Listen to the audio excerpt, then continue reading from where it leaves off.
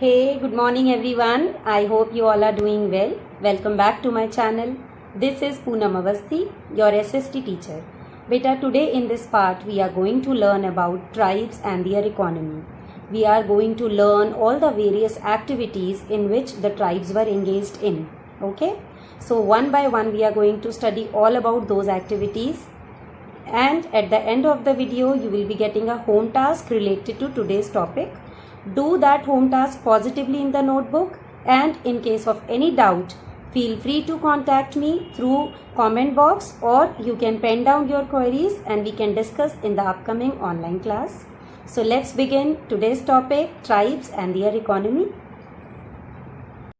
In the first part of this chapter, tribal communities, we have studied about the tribals and their society. In this part, we are going to study about tribes and their economy. The tribals depended on the natural resources of the region in which they lived in. Some were jhum cultivators, that is, shifting cultivators, while others settled down permanently in an area. Some of them had a nomadic lifestyle and moved from one place to another. Some sort of barter system also existed in tribal communities.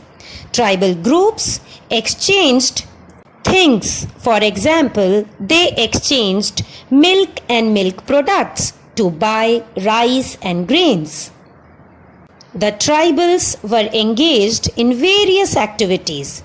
Let's understand all of the activities one by one. The tribals living in central India and the northeast generally practiced shifting cultivation.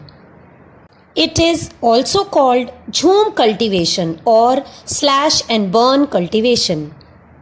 It is that type of agriculture in which the tribals selected a patch of land and cleared it by cutting down the trees and burning them. Then the land gets cultivated for some years. After some years, when the fertility of the soil decreases, they moved or shifted to a new area. This whole process is known as shifting cultivation. Let's talk about the next activity, that is hunting and gathering. The tribals were also called as the people of forest. Why? As the tribals were dependent on the forest for all their needs, so that they are called as people of forest. Most of them lived by hunting and gathering forest products. They collected fruits, roots, honey and medical herbs from the forest. They either consumed these products themselves or sold them in the local market. Barter system also existed in tribal communities. Some tribal groups exchanged milk products and wool for rice and other grains. Now understand what is barter system exactly. Barter system, it is an old method of exchange. In this, people exchange services and goods for other services and goods in return. For example, a farmer may exchange rice for milk from a milk vendor. Similarly, we can say that trading one thing for another without using money is called barter system. Now we are going to study a nomadic lifestyle of tribal communities.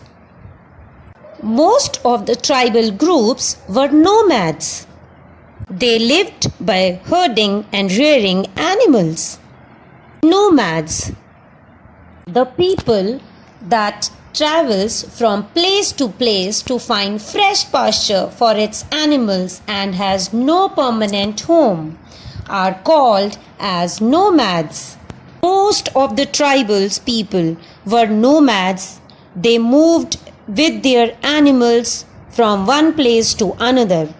When the supply of food for these animals got exhausted in one area, they used to move to the another area in search of food for their animals, as they were dependent on their herds of sheep or cattle.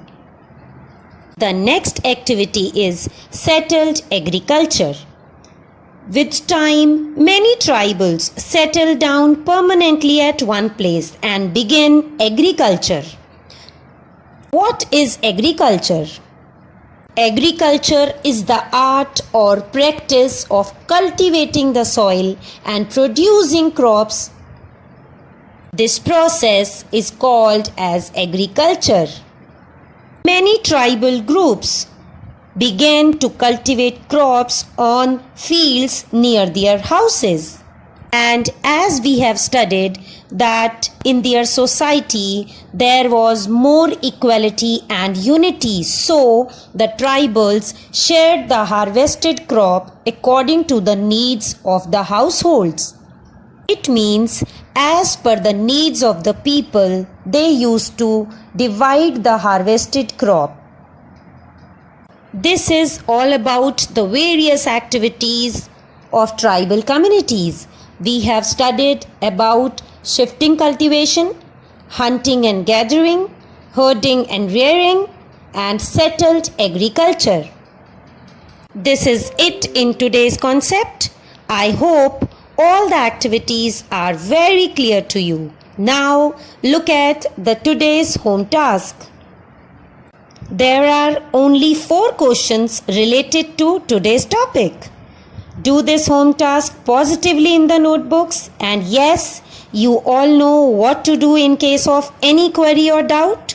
Feel free to write in the comment box or pen down all the doubts and ask in the upcoming online class. This is it for today. Thank you so much for watching.